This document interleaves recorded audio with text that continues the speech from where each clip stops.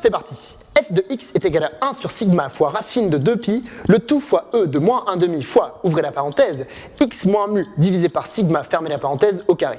Telle est ma formule. Je suis le fruit du travail de nombreux mathématiciens. Jacques Bernoulli posa la première pierre de ma construction, qui sera continuée par De Moivre et par Gauss, et finalement achevée par Pierre-Simon Laplace en 1812, dans son ouvrage Théorie analytique des probabilités.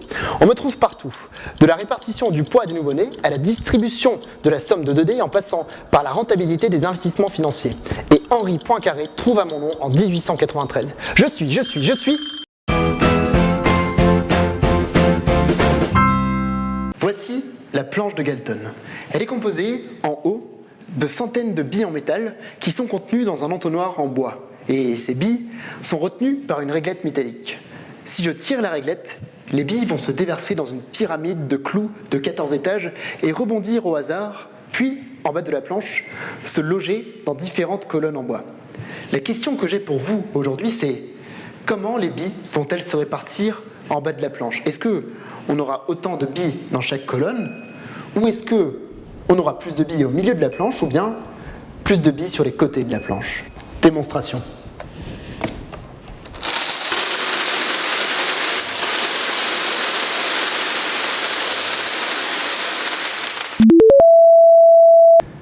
C'est pas moi qui ai eu l'idée de cette planche, c'est Sir Francis Galton, un cousin éloigné de Charles Darwin au XIXe siècle. Et le moins qu'on puisse dire, c'est que Galton avait un CV impressionnant. Il était statisticien, polymathe, sociologue, psychologue, anthropologue, explorateur, géographe, inventeur et chevalier. Sir Francis Galton a conçu cette planche car il était fasciné par un phénomène qu'il appelait l'ordre dans le chaos apparent.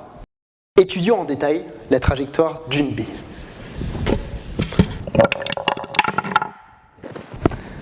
À chaque fois que la bille rebondit sur un clou, elle a une chance de rebondir soit à gauche, soit à droite.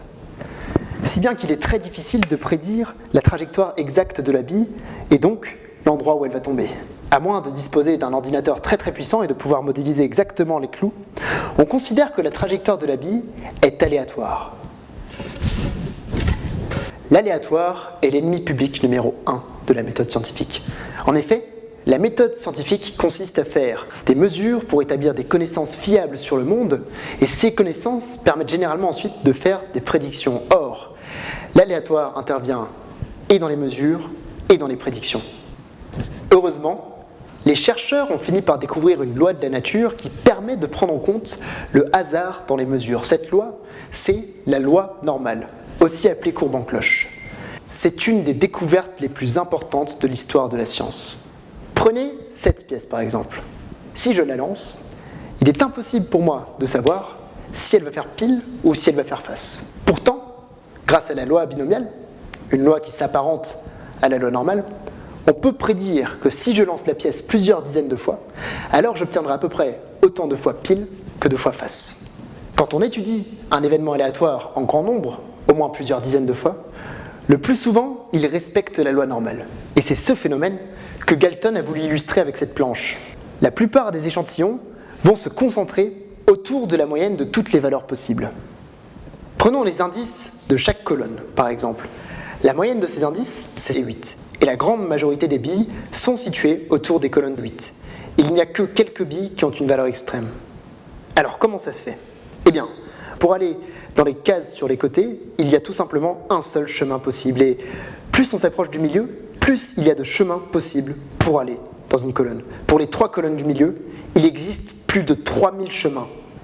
Et donc, quand on cherche à étudier des phénomènes qui sont influencés par une grande multitude de facteurs, la plupart des échantillons prendront une valeur qui s'approche de la moyenne. Par exemple, des chercheurs ont estimé que plusieurs centaines de gènes interviennent pour la taille d'un être humain. On peut penser que chaque gène correspond à un étage dans la pyramide de clous. Eh bien, la taille des êtres humains sur Terre suit la courbe de Gauss. La courbe de Gauss, elle est tellement fondamentale qu'on s'en sert aujourd'hui pour faire des simulations réalistes. Par exemple, ici, à INRIA, l'équipe Diana étudie les réseaux informatiques. Et pour faire des simulations réalistes de réseaux informatiques, ils utilisent notamment la courbe de Gauss. La perception du hasard et de l'incertitude, c'est un des piliers de l'esprit critique. Il faut y prêter attention quand on cherche à comprendre un phénomène. C'est ça la leçon principale de cette vidéo.